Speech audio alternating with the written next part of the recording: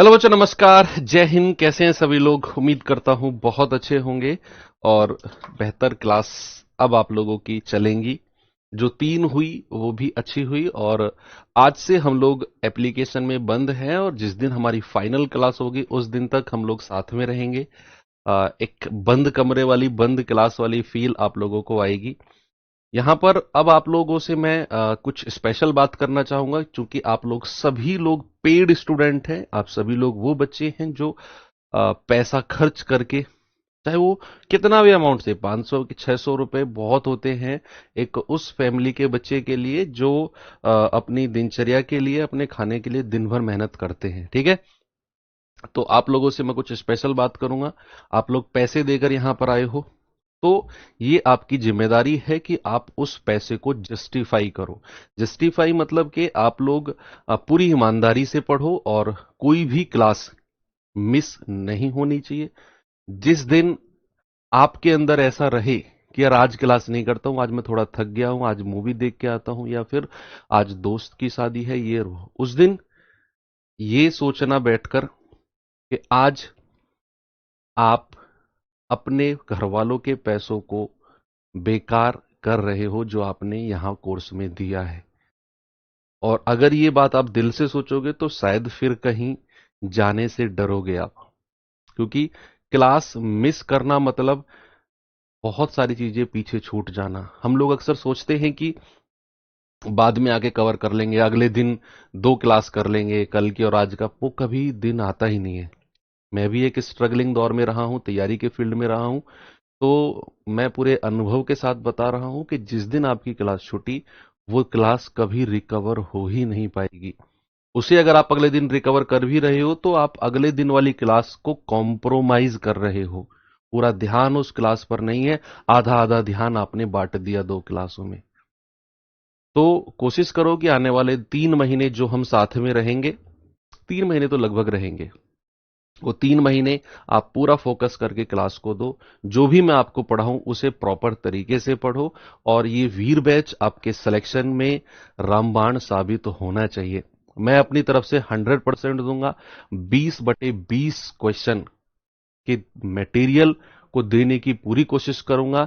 आपकी जिम्मेदारी है कि उसको बार बार रिवाइज करना। भाई, मैं हूं या कोई भी टीचर है, वो वैसा आपको अच्छा कंटेंट डिलीवर कर सकता है, बाकी आपको उसको अपने दिमाग में बैठाना, उसको रिवाइज करना, ये जिम्मेदारी आपकी है, ये जिम्मेदारी हमारी नहीं है।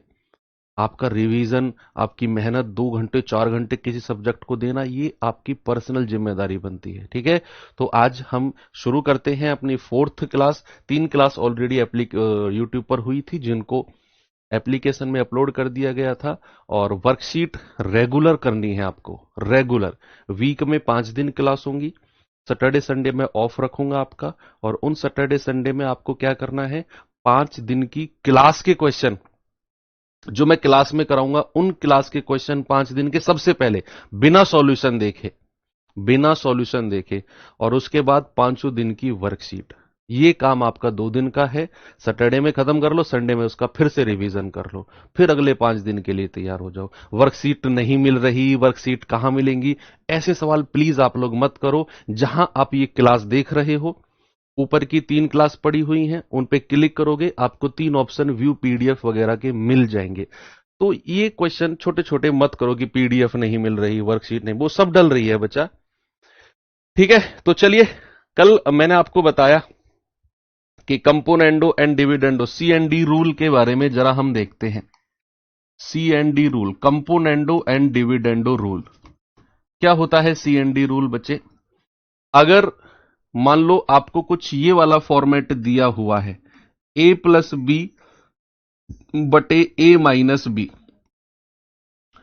यहां पर एक स्पेशल चीज आप देख रहे हो कि जो संख्या ऊपर प्लस में है वही संख्या नीचे माइनस में है। जो संख्या ऊपर, जैसे ए में बी जोड़ा हुआ है तो नीचे ए में से बी माइनस हो रखा है। सपोज फॉर एग्जाम्पल मैंने आपको दे दिया ये 5/3।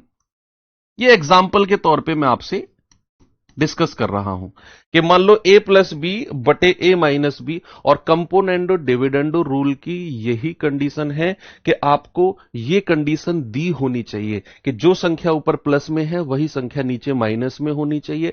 तो यहां से डायरेक्ट देखो, अगर मैं आपसे कहूंगा बताओ a रेशियो b क्या होगा, यहां से अगर मैं आपसे पूछूंगा what is the value of a ratio b, तो आप क्या करोगे भाई, या तो आप क्रॉस मल्टीप्लाई करोगे और फिर ए और बी का रेशियो निकालोगे, है ना, या तो आप ऐसे करोगे कि भैया 3 की मल्टी क्रॉस में करेंगे तो 3a प्लस 3 की मल्टीप्लाई इसमें करेंगे 3b बराबर इसकी इसमें करेंगे 5a माइनस 5b, और यहां से हम क्या करेंगे 3a को उधर ले जाकर 5a में से घटाया 2a माइनस 5 को इधर आकर प्लस कर दिया 8b, तो 2a कम 2, 2 चौको 8, तो यहां से a और b का रेशियो क्या हो गया, a के सामने 4 और b के सामने 1।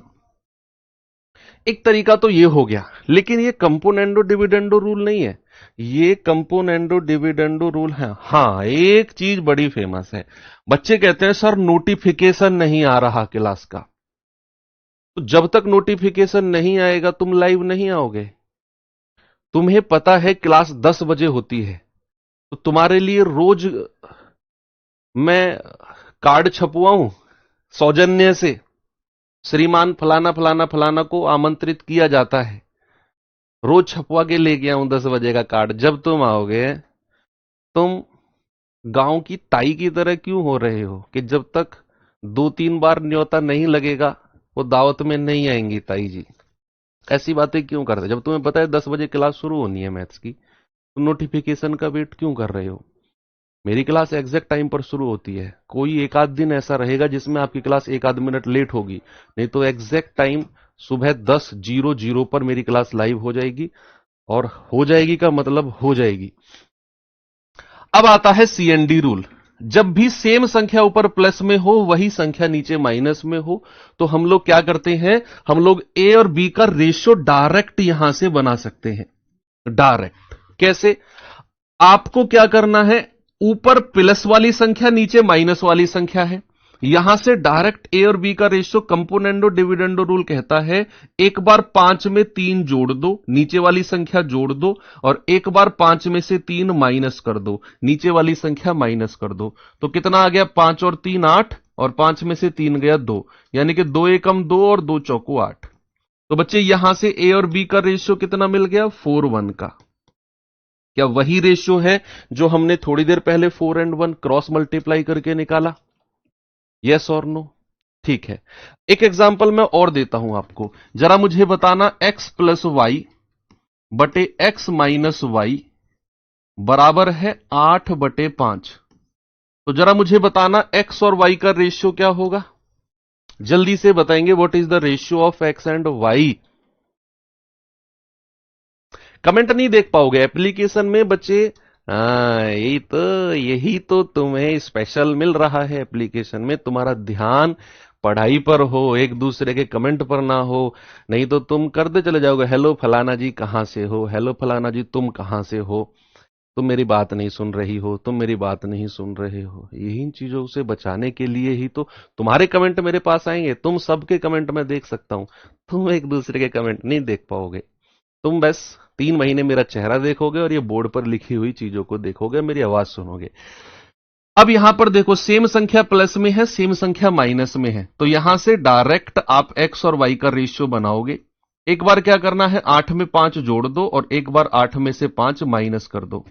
8 में से 5 माइनस करेंगे तो 8 5 13, 8 में से 5 गया 3, तो एक्स वाई का रेशियो कितना आ गया, 13:3 आ गया।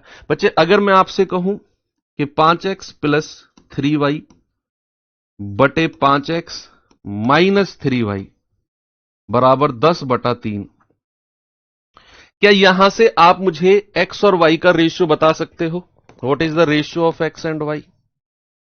क्या यहां कंपोनेंडो एंड डिविडेंडो रूल लगेगा, सबसे पहले तो यही सोचना है कि क्या यहां पर सीएनडी रूल लगेगा कि नहीं लगेगा, सबसे पहला काम तो यही है। हम कहेंगे हां जी सर, आपने जो बात बताई कि सेम नंबर 5x और 3y दोनों प्लस में है और same number 5x minus 3y same number minus में है। जो संख्या ऊपर प्लस में है वही संख्या नीचे माइनस में है।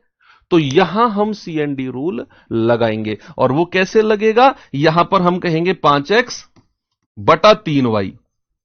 भाई 5x को ऊपर रखेंगे और 3y को नीचे, बराबर एक बार 10 में 3 जोड़ेंगे और एक बार 10 में से 3 माइनस कर देंगे। कितना आ गया, 13/7। अब यहां से क्या करना है बच्चा, सुनो जरा एक चीज और। मान लो अगर मैं आपसे कहता हूं 2x बटे 3y और मैंने कह दिया 5/2, और यहां से अगर मैं x और y आपसे पूछूंगा, पता है क्या होता है, सुनना। जो ये नीचे 3 है ना y के साथ, ये ऊपर जाकर गुणा हो जाएगा, मल्टीप्लाई। तो कितना होगा, 3 पंजे 15, और जो ये इधर 2 है ये नीचे आके मल्टीप्लाई हो जाएगा, 2 दूनी 4। ठीक है, ऐसे ये छोटी सी बातें हैं। तो यहां पर अगर मैं कहूंगा x बटा वाई जरा मुझे बताना, तो ये 5 की गुणा किस में होगी, 5 सत्ते 35 नीचे आ जाएगा, और ये 3 की गुणा 13 में होगी, 13 तिया 39 ऊपर आ जाएगा। तो x और y का रेशियो कितना हो गया, 39 और 35। कितना हो गया बच्चा, 39 और 35। क्रॉस मल्टीप्लाई, 5 की गुणा 7 में 35, 3 की गुणा 13 में 39। ओके, चलो एक और देखो। अगर मैं आपसे कहता हूं कि 3a minus 2b upon 3a plus 2b, ये दिया हुआ है 13/7, नहीं 7/13। तो यहां से a और b का रेशियो क्या आप मुझे बता सकते हो, क्या होगा? क्या a और b का रेशियो बता सकते हो बच्चे, बताइए।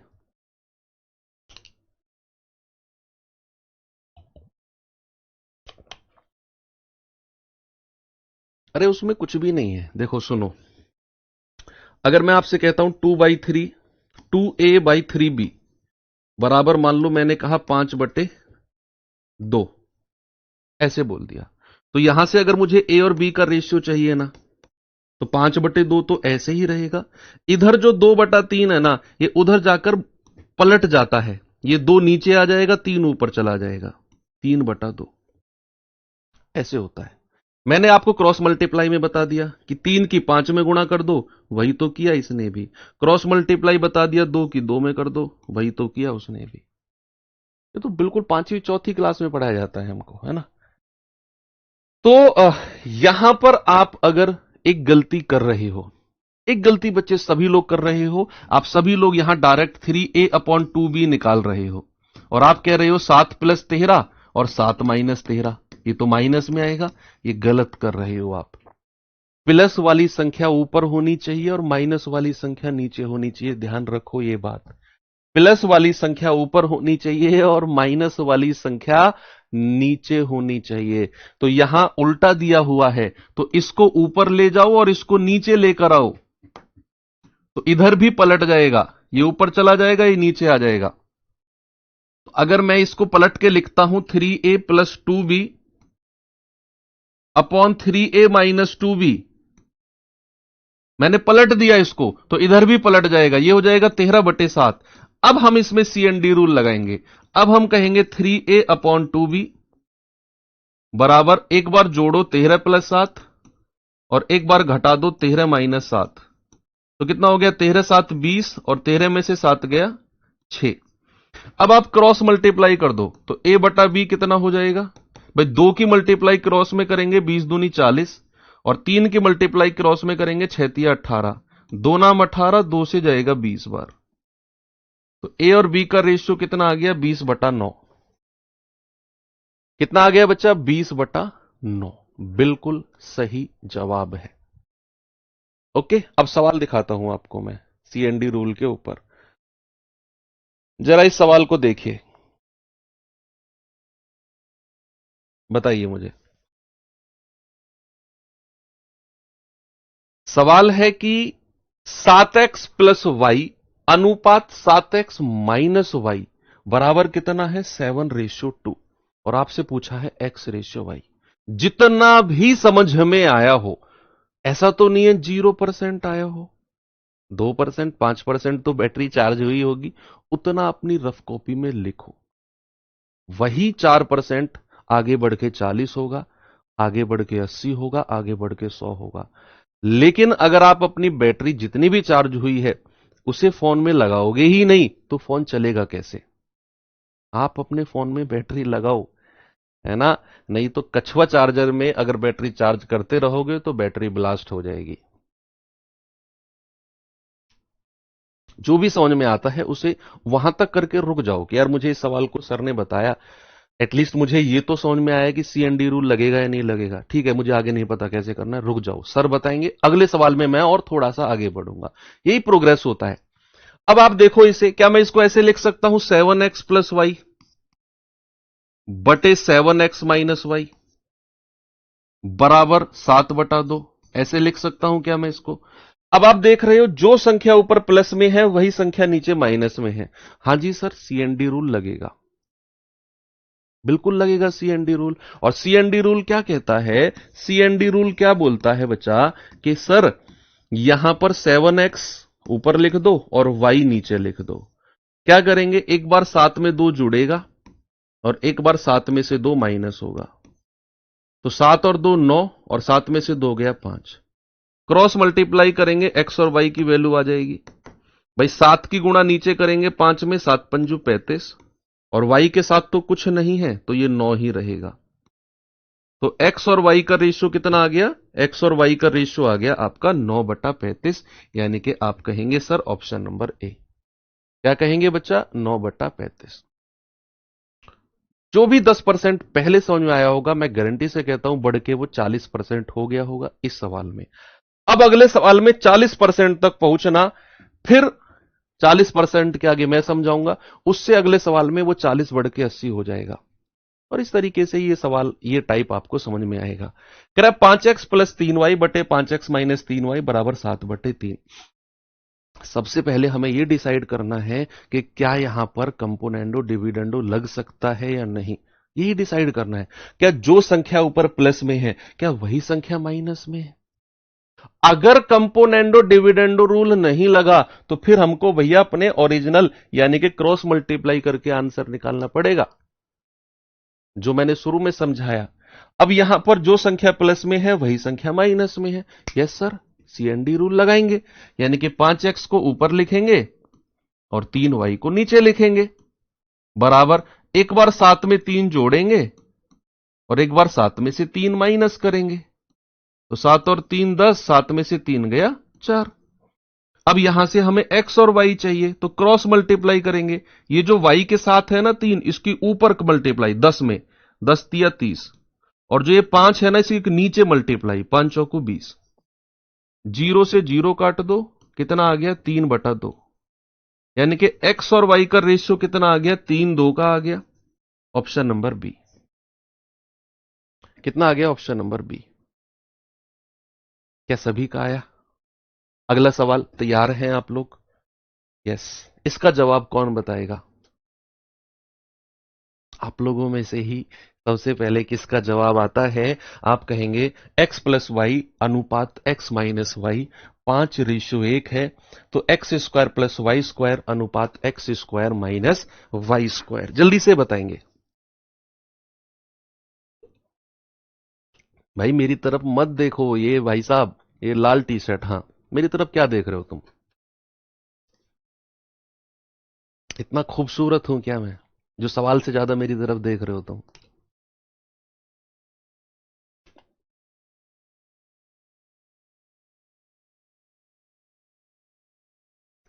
देखो सबसे पहले इसको थोड़ा सही करके लिखेंगे। क्या करेंगे? x plus y upon x minus y बराबर 5/1। सबसे पहले देखेंगे कि क्या हम यहां पर सीएनडी रूल लगा सकते हैं, क्या कंपोनेंडो और डिविडेंडो रूल लग सकता है यहां पर? तो भैया जो संख्या ऊपर प्लस में है वही माइनस में है, बिल्कुल लगेगा सर। और x/y डायरेक्ट आएगा, यानी कि एक बार 5 में जोड़ दो 1, एक बार 5 में से घटा दो 1, यानी कि 6/4। तो हम कहेंगे 2 तिया 6, 2 दूनी 4। बच्चे x और y का रेशियो कितना आ गया? एक्स और वाई का रेशियो आ गया 3:2 का, यानी कि एक्स की जगह 3 और वाई की जगह 2, एक्स की जगह 3 और वाई की जगह 2 आप रखो। क्या पूछा उसने, x square plus y square, 3 का स्क्वायर प्लस 2 का स्क्वायर अनुपात 3 का स्क्वायर माइनस 2 का स्क्वायर। तो 3 तिया 9 प्लस 4 और 3 तिया 9 माइनस 4, यानी कि 13:5। कितना आ गया, 13:5। ऑप्शन नंबर ए बिल्कुल करेक्ट है। चलो लास्ट सवाल करो, फिर हम टाइप चेंज करते हैं। ये सवाल जल्दी से बताओ, फिर मैं टाइप चेंज कर रहा हूं। सेम क्वेश्चन है, फिर थोड़े से ना वर्ड प्रॉब्लम पे आते हैं, जहां लैंग्वेज क्वेश्चन दिए होते हैं, लैंग्वेज बेस्ड क्वेश्चन। सवाल है एक्स प्लस वाई अनुपात एक्स माइनस वाई 3:2 है, तो x square plus y square अनुपात x square minus y square क्या होगा? कर सकते हो खुद। क्या मैं यहां लिख सकता हूं? बच्चा लेवल की टेंशन आप मत लो, वो मेरी टेंशन है, कहां से लेवल शुरू करना है और कहां तक लेवल लेकर जाना है। अगर इस चीज की टेंशन भी आप ही लोगे तो फिर कैसे काम चलेगा भाई? वो तो मेरा काम है, वो तो मेरा काम है किस लेवल से स्टार्ट करूं और किस लेवल तक आपको पढ़ाऊं, कहां इजी लेवल, मॉडरेट लेवल और अच्छा लेवल, आपके एग्जाम से लेवल से भी 2 लेवल ऊपर। वो मेरा काम है। आप मुझे क्यों बता रहे हो कि सर लेवल बढ़ाओ लेवल बढ़ाओ? ये आपका काम थोड़ी है। आप तो उन लोगों की तरह बात कर रहे हो जो घर के बाहर काम चल रहा होता है ना जेसीबी से, और नाली में खुदाई चल रही होती है, तो आप उनको बताते हो थोड़ा सा इधर से मिट्टी रह गई, इधर से भी निकाल भाई, इधर से भी निकाल। 1.5-2 घंटे आप देखते रहते हो उस जेसीबी को कैसे वो काम कर रही है। ये मिट्टी इधर से रह गई, इसको निकालो इसको निकालो, वो ईंट नीचे पड़ी रह गई। भाई वो उनका काम है, करने दो। तो ऐसे होता है ना, घर के बाहर काम चल रहा होता है तो भाई खड़े हो जाते हैं उसी के पास में, 2-2 3-3 घंटे निकाल दिए वहीं पे ही। तुम अपना काम करो। चलो ठीक है, तो यहां पर जो संख्या प्लस में है वही संख्या माइनस में है, तो x बटा वाई हम लोग क्या करेंगे, एक बार 3 में 2 जोड़ दो और एक बार 3 में से 2 माइनस कर दो। क्या हो जाएगा, 5/1। उसने क्या पूछा, x square plus y square, यानी कि 5 का स्क्वायर प्लस 1 का स्क्वायर, और x square minus y square, 5 का स्क्वायर माइनस 1 का स्क्वायर। कितना हो जाएगा, 25 और 1 26, और 25 में से 1 गया 24, 2 से जाएगा 12 और 2 से जाएगा 13, 13-12 का रेशियो है। ऑप्शन नंबर सी मेरा बिल्कुल सही है। सभी का हो गया। क्या हम अब टाइप चेंज कर सकते हैं? यस। चलो बच्चे आते हैं टाइप नंबर 4 के पास, और टाइप नंबर 4 में मैं आपको थोड़ा सा एक चीज बताना चाहूंगा।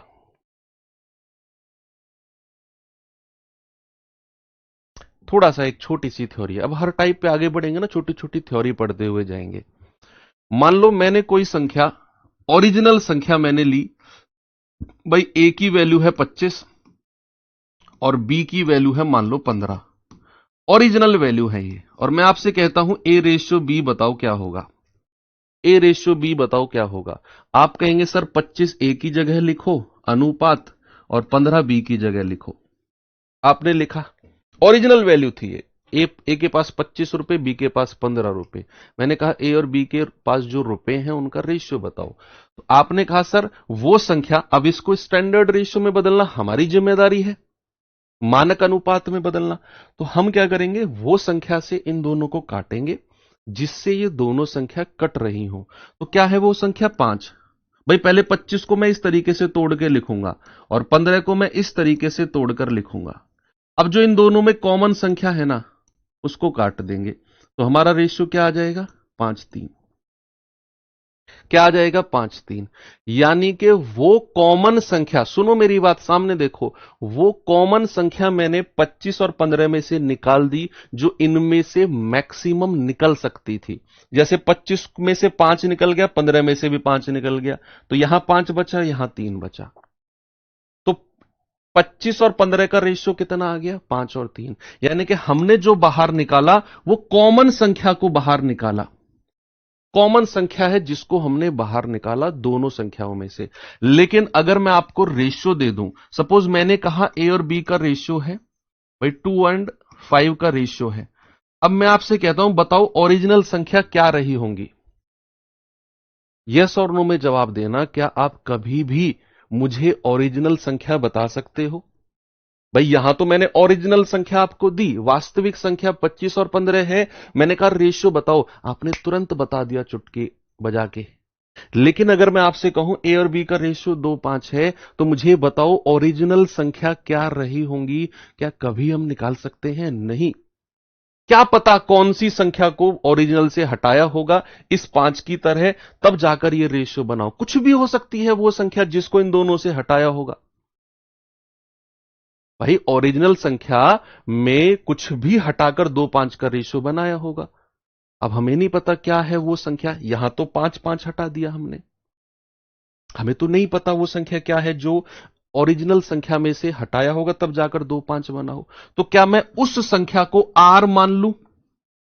जिस संख्या को, जैसे यहां 5 और 5 से मैंने काट दिया, क्या अगर मैं आपसे कहूं कि वो संख्या आर रही होगी, वो संख्या आर रही होगी?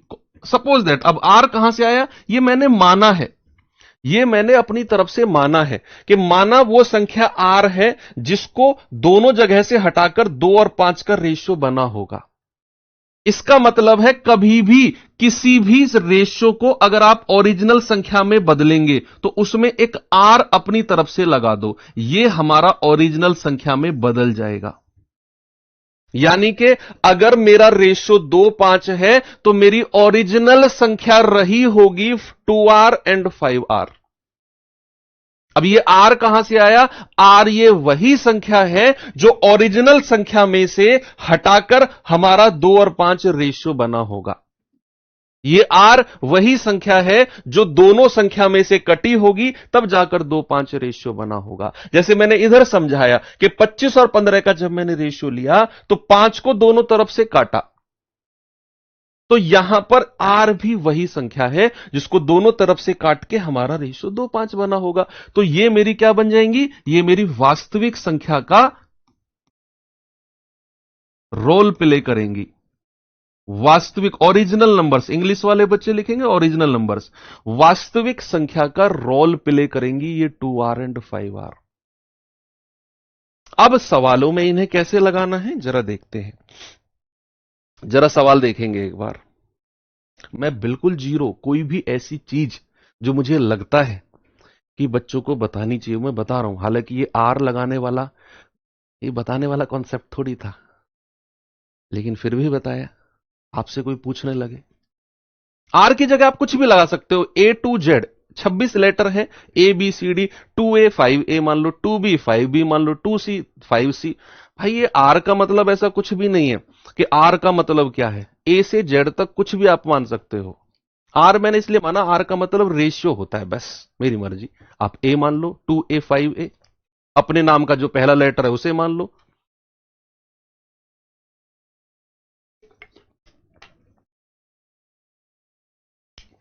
कह रहा है कि एक परीक्षा में मोहन और सोहन का स्कोर 5:4 के अनुपात में है।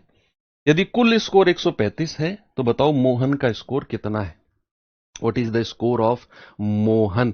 देखो यहां पर दो लोगों का रेशियो दिया हुआ है, मोहन एंड सोहन। क्या रेशियो है बच्चा? 5:4।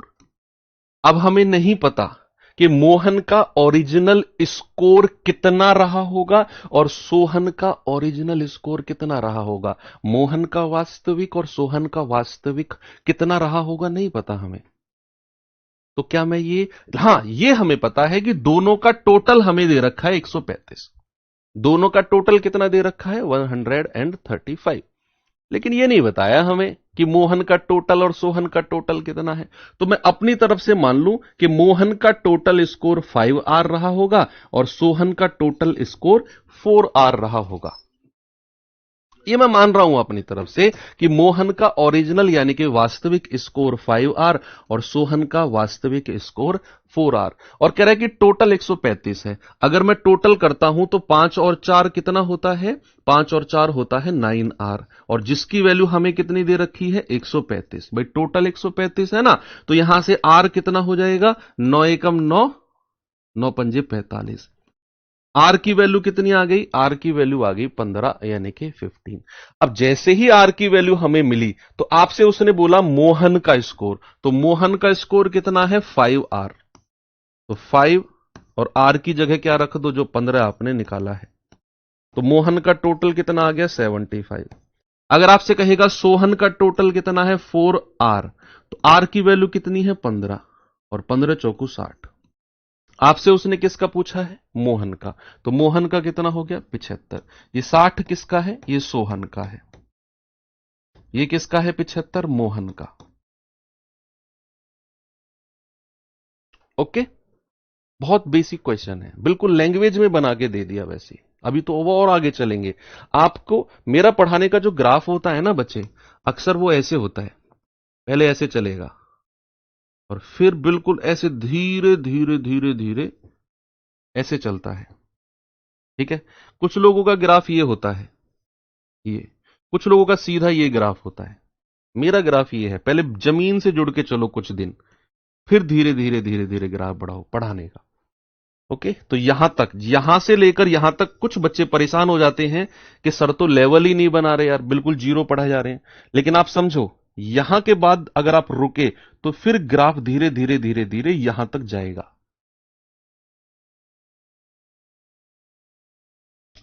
एबीसी के वेतन 3/2, 6/5, 4/3 के अनुपात में है। ए और बी का वेतन मिलाकर 40,500 है। ए का वेतन सी के वेतन से कितने परसेंट ज्यादा है? अब हमें जो एबीसी का वेतन का रेशियो दिया हुआ है, ये वाला, क्या मैं इसको स्टैंडर्ड रेशियो मानक अनुपात में बदलना जानता हूं? क्या मैंने बताया आपको कभी 2-4 साल पहले हमारी जब वीर बैच की क्लास शुरू हुई थी, क्या वहां मैंने आपको बताया कि इस तरह के रेशियो को स्टैंडर्ड रेशियो में कैसे बदलते हैं, मानक अनुपात में कैसे बदलते हैं? हाँ, बताया तो था। कैसे? जरा बदलो। एबीसी का रेशियो क्या दे रखा है बच्चा? ये दे रखा है 3/2, ये दे रखा है 6/5 और ये दे रखा है 4/3। इसको स्टैंडर्ड रेशियो में बदलना आपसे बेहतर शायद कोई नहीं जानता होगा। आपको कोई एलसीएम नहीं लेना, कोई, अरे एलसीएम क्यों लिख रहे हो? मैं कह रहा हूं कान पकड़ के ना जमीन से 2 सेंटीमीटर ऊपर 15 मिनट तक खड़े करके रखूंगा। एलसीएम की जरूरत ही नहीं है।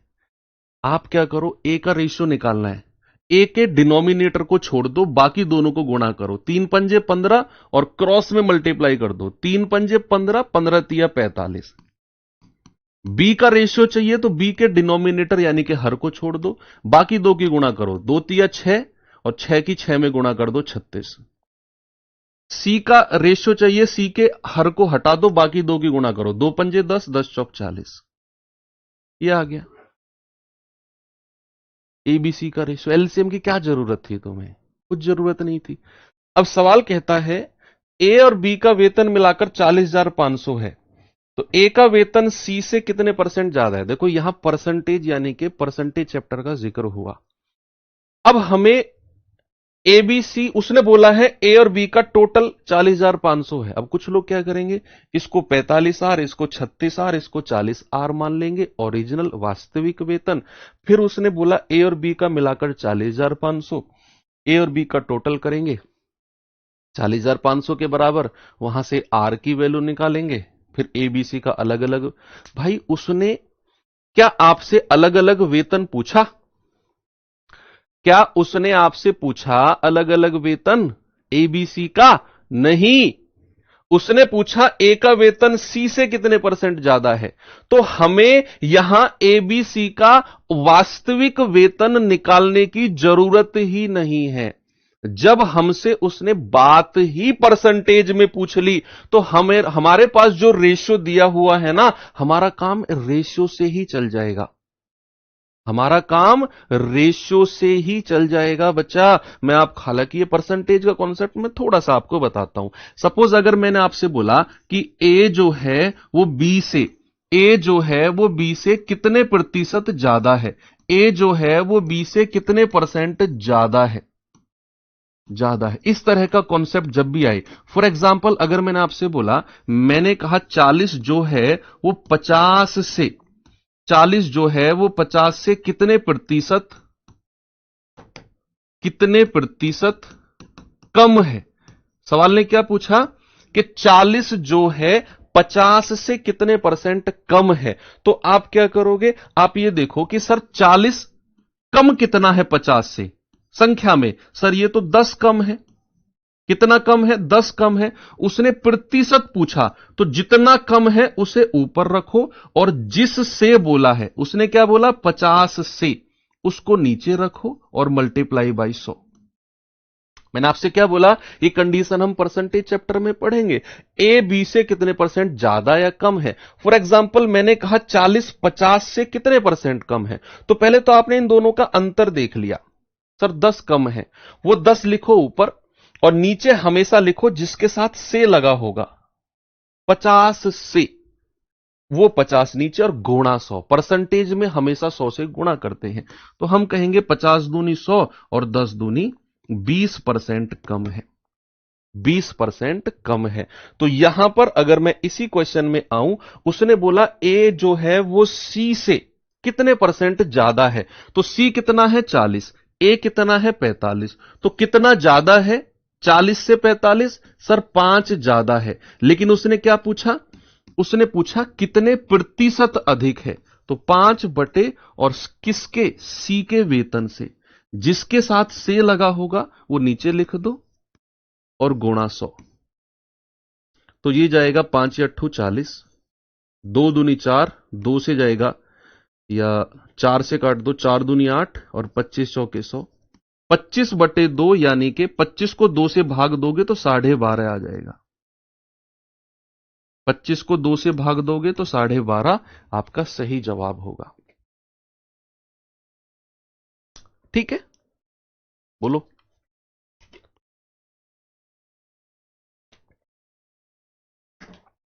यही कॉन्सेप्ट, ये वाला कॉन्सेप्ट जो मैंने बताया। चलो आगे बढ़ते हैं। आप कहेंगे सर यहां 40,500 की क्या जरूरत थी, फिर 40,500 की जरूरत तब पड़ती जब वो ए बी सी का वास्तविक वेतन पूछता। वो कहता बताओ ए का वेतन कितना है, बी का कितना है, सी का कितना है, तब मुझे 40,500 की जरूरत पड़ती। यहां जैसे ही परसेंटेज पूछा, मैंने अपना उत्तर रेशियो से ही निकाल दिया, मुझे इस 40,500 की जरूरत ही नहीं है। ये मैं कहना चाह रहा हूं। ये सवाल पे आओ जरा। लैंग्वेज को देखकर डरना नहीं है, ये वही सवाल है जो पिछले 3 दिन से आप लोग पढ़ रहे हैं। जो पिछले 3 दिन से आप लोग पढ़ रहे हैं बच्चा, ये सब कुछ वही है।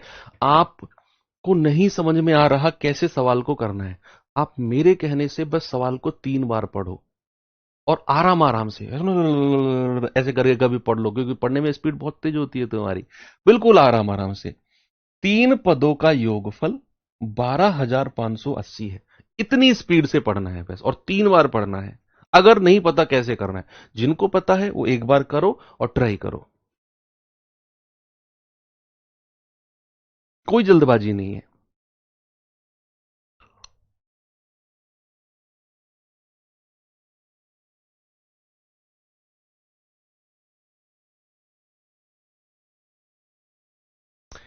तीन पदों का योगफल 12,580 है। पहले और दूसरे पद के बीच अनुपात 13-14। जो 3 पद है ना, इनमें से पहले और दूसरे का रेशियो 13-14 है। कह रहा दूसरे का और तीसरे का अनुपात 15-16 है। इन्हीं तीनों में से पहले और अंतिम पद के बीच अंतर ज्ञात करो। 3 बार पढ़ोगे, सवाल में कुछ ना कुछ तो हिंट मिलेगा। करना क्या है, अब जो 3 पद उसने बोले हैं, जो 3 पद बोले हैं, क्या मैं तीनों को ए बी सी मान लूं? बोलो, क्या मैं तीनों पदों को बच्चे ए बी सी मान लूं क्या? जो 3 पद हैं वो ए बी सी हैं, तो सवाल कहेगा कि पहले का और दूसरे का अनुपात 13-14 है। तो पहले का और दूसरे का रेशियो कितना है? 13-14। लिख दिया मैंने, पहले का और दूसरे का। कोई दिक्कत किसी को नहीं है। आगे कह रहा है कि दूसरे का और तीसरे का रेशियो 15-16 है। तो क्या मैं नीचे वाली लाइन में लिखूंगा दूसरे का और तीसरे का रेशियो? भाई ये दूसरा पद है, ये तीसरा है, तो दूसरे का और तीसरे का रेशियो कितना? 15-16। अब एबीसी का रेशियो निकालना शायद आपसे बेहतर कोई जानता ही नहीं है। आप कहेंगे हाँ जी सर बात तो सही है। 13 की 15 में करेंगे, 13 पंजे 65, हासिल के 6, 13 एकम 13 और 6 19। फिर सीधी मल्टीप्लाई, 14 पंजे 70, 14 एकम 14 7 21। फिर क्रॉस मल्टीप्लाई, 14 छिंग 84, 14 एकम 14 और 8 22। यानी कि 195, 210 और 224। ये आपका एबीसी का अनुपात आपने निकाल दिया। थोड़ा बड़ा आया लेकिन निकाल दिया आपने। अब आपसे बोला है कि तीनों का योगफल 12,580 है, तीनों का योगफल। तो ये तो अनुपात है। तो अगर मैं आपसे पूछूं कि एबीसी का वास्तविक मान कितना रहा होगा? भाई एबीसी का अनुपात आपके पास है 195, 210, 224। मैं आपसे कह रहा हूं एबीसी का वास्तविक मान क्या रहा होगा? आप कहेंगे सर आर लगा दो, 195 आर, 210 आर और 224 आर, और तीनों का योगफल कर दो। 5 और 4 9, 9 और 1 10, 10 2 12, 2 2 4 और 1 5 और 1 6। 629 आर बराबर किसके हो जाएगा? 12,580 के। एक यानी कि आर की वैल्यू कितनी हो जाएगी? 12,000। इतनी बड़ी संख्या को देखकर डरना मत, पता है क्यों? देखो ये पूरी दो बार कटेगी। 6 दूनी 12 और 29 दूनी 58, पूरा दो बार कट गया, और ये जीरो लास्ट में ऐसे ही रहेगा। ऐसी कटती है संख्या ये। ऐसा नहीं है बहुत परेशान हो गए आप। 6 दूनी 12, 29 दूनी 58, पूरा दो बार कट गया और ये जीरो लास्ट में। यानी कि आर की वैल्यू कितनी आ गई? 20। आपसे उसने क्या बोला है? पहले पद और अंतिम पद का अंतर, पहला और लास्ट का डिफरेंस। पहला कितना है? 195, लास्ट कितना है? 224। अंतर कितना हो जाएगा? 24 और 5 29 आर। अंतर, ये अंतर। तो 29 आर की वैल्यू कितनी हो जाएगी? 29 गुणा 20, 29 दूनी 58, 580। कितनी हो जाएगी बच्चा? 580 हो जाएगी। ऑप्शन नंबर डी मेरा सही है। तो थोड़ी सी वैल्यूज में भी हम लोग सीखेंगे कि अच्छी वैल्यूज के साथ भी कैसे काम किया जाता है। 2-3 रेशियो, 3-4 रेशियो से काम नहीं चलेगा हर बार। ऐसे सवाल भी हमें थोड़े से देखने हैं। टफ थोड़ी था, बस वैल्यू बड़ी थी, काम करना पड़ेगा उनके ऊपर भी। चलो आगे बढ़ते हैं। ये सवाल देखिए जरा, जल्दी से बताएंगे इसका जवाब।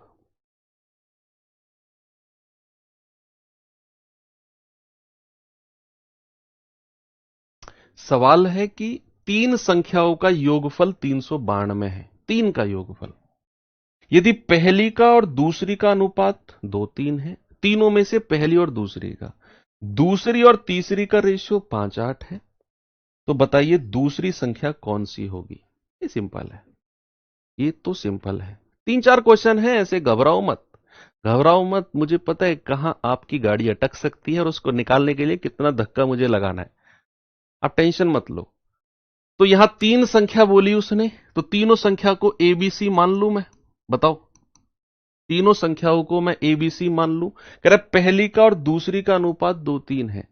अब पहली का और दूसरी का रेशियो कितना है? 2-3, मैंने यहां पर लिख दिया। कह रहा है दूसरी और तीसरी का रेशियो 5-8। दूसरी और तीसरी, दूसरी ये तीसरी ये, 5-8। क्या तीनों का अनुपात आप निकाल सकते हो? आप कहेंगे यस सर। 2 की 5 में करेंगे 10, सीधी मल्टीप्लाई 15, और फिर क्रॉस मल्टीप्लाई 24। ये तो तीनों संख्याओं का रेशियो आ गया, तीनों संख्याओं का क्या आ गया? अनुपात आ गया। सवाल कहता है तीनों संख्याओं का योगफल है 392, तो अनुपात है ये। अगर वास्तविक संख्या में बदलूं तो क्या मैं इसको 10 आर, इसको 15 आर और इसको 24 आर कह सकता हूं? योगफल 392, तो 24 और 15 39, 39 और 10 49, 49 आर, तीनों का योगफल किसके बराबर हो जाएगा? 392 के बराबर। तो यहां से आर किसके बराबर हो जाएगा? बटे 49। तो 7 सत्ते 49, 7 पंजे 35, 7 छिंग 42 और 7 अट्ठू 56।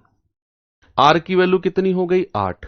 आपसे कह रहा है दूसरी संख्या कौन सी है? दूसरी संख्या यानी कि 15 आर। तो 15 आर की वैल्यू हो जाएगी 15 गुणा 8, 15 अट्ठे 120। कितनी हो जाएगी? 120। यानी कि ऑप्शन नंबर सी मेरा बिल्कुल ठीक है। आया थोड़ा सा कॉन्फिडेंस? एक और सवाल दूं? एक और सवाल दूं? 15 आर यानी कि दूसरी संख्या पूछी है उसने सवाल में। आप देखो तो सही, सवाल तो पढ़ो।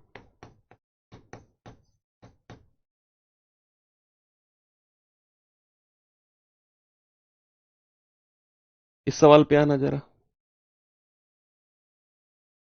रुपए 4,06,736 रुपए। कितना अकाउंट बैलेंस है तुम्हारा? सही बताना ईमानदारी से। किसी का है अच्छा खासा अकाउंट बैलेंस? खुद के अकाउंट में, खुद का अपने नाम से जो अकाउंट है उसमें कितना बैलेंस है? 100 रुपए से कम कितने लोगों का है? थम्स अप करके बताओ मुझे।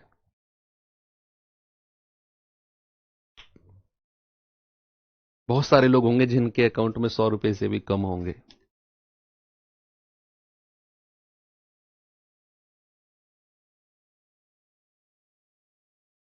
2.09, 12,000, 50,000। यार तुम तो अमीर लोग हो भाई। अमीर लोगों को पढ़ा रहा हूं मैं तो। 700 रुपए, 175, 349, 200। एक दिन आएगा बच्चे आप लोगों का भी, जब 30 तारीख का महीना होगा और पैसा, सैलरी का पैसा हमेशा रात को डलता है। ये बात मैं आपको थोड़ी सी नॉलेज वाली बता रहा हूं। 90%, 90% केस में गवर्नमेंट सैलरी का पैसा हमेशा नाइट में आता है। और नाइट में आपका आएगा कि your account has been credited with. एक क्रेडिट वाला मैसेज आपके अकाउंट में आज तक आया ही नहीं होगा, डेबिट वाला आया होगा हमेशा। क्रेडिटेड विद इतना इतना पैसा, और ये करके ये मैसेज जैसे ही आप देखोगे आपकी आत्मा खुश हो जाया करेगी। Your account has been credited with 50,225 रुपए। Your account has been credited with 45,327 रुपए। ऐसे आती है salary. Your account has been credited with 41,125 रुपए।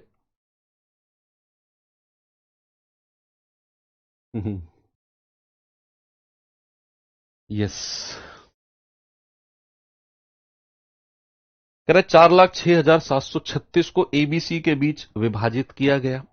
जैसे ए और बी के बीच का अनुपात 2:3 है, बी और सी के बीच का अनुपात 1:2 है। तो बताओ सी का हिस्सा कितना होगा? सी का हिस्सा, तो एबीसी का रेशियो, एबीसी का रेशियो, ए और बी का रेशियो कितना है? 2:3। बी और सी का रेशियो कितना है? 1:2। तो एबीसी का रेशियो निकालना है बच्चा। तो हम कहेंगे कि 2 की 1 में गुणा करेंगे, 2 एकम 2। 3 की 1 में करेंगे, 3 एकम 3। 3 की 2 में करेंगे, 3 दूनी 6। आ गया। अब कह रहा है कि भैया इतना पैसा है टोटल जिसको बांटा जाना है। यानी कि ये एबीसी का क्या है? टोटल है, योगफल है। तो क्या मैं ओरिजिनल संख्या के लिए इसको 2R, इसको 3R और इसको 6R बोल दूं? तीनों को जोड़ेंगे, 6 और 3 9, 9 और 2 11। 11R बराबर कितना है? 406736। तो R की वैल्यू कितनी आएगी? 406736 बटे 11। तो आप कहेंगे 11 तिया 33, 7, 11 छिक्के 66, 10, 11 नाम 99, 8, 11 सत्ते 77, 11 छिक्के 66। आर की वैल्यू आ गई 36,976। आपसे कह रहा है सी की वैल्यू बताइए। तो सी की वैल्यू मतलब कितना? 6R। तो 6R यानी कि 6 गुणा 36,976। तो 6 छिंग 36, 3 6 सत्ते 42, 3 45, 4 6 निम्मा 54, 4 58, 5 6 छिंग 36, 5 41, 4 6 तिया 18 और 4 22। तो 2,21,856 कितना है बच्चा? 2,21,856। ये सी की वैल्यू आप लोगों ने निकाल दी। अभी तक आ रहा है मैसेज, 1 रुपया इंतजार है सर उस दिन का। इंतजार।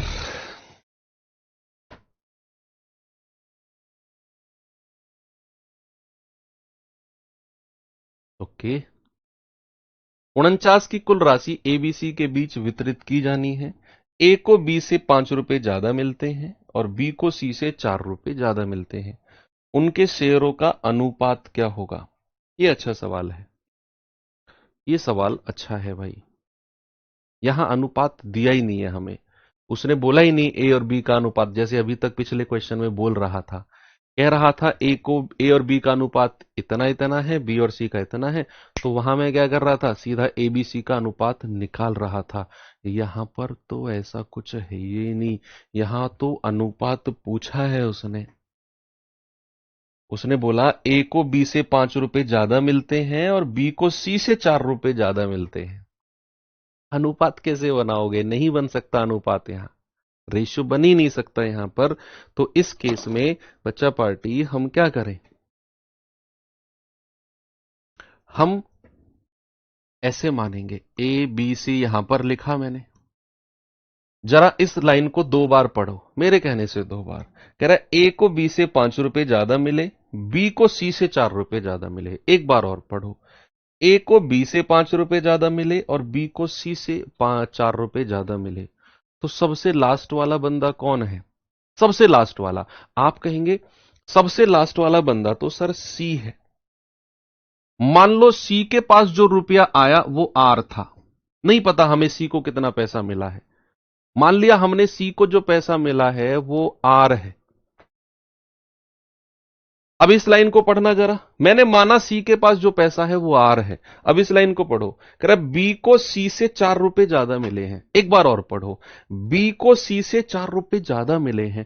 अगर मैंने सी को आर माना तो बी कितना हो जाएगा? सी से 4 रुपए ज्यादा। तो बी हो जाएगा आर प्लस 4। बी कितना हो जाएगा? R plus 4। अब ऊपर वाली लाइन पढ़ो। ए को बी से 5 रुपए ज्यादा। एक बार और पढ़ो। ए को बी से 5 रुपए ज्यादा। अगर बी ये है तो ए कितना हो जाएगा? 5 रुपए ज्यादा। तो आर प्लस 4 तो ये था ही। अब इससे भी 5 रुपए ज्यादा कर दो तो ए के पास कितना हो जाएगा? R plus 9।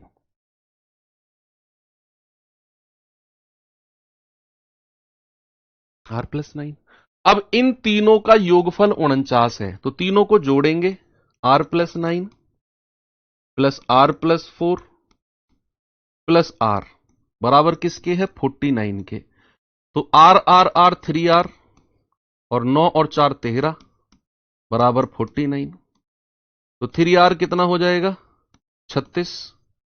तो यहां से R कितना हो जाएगा? 36/3 यानी कि 12। तो R की वैल्यू कितनी है? 12।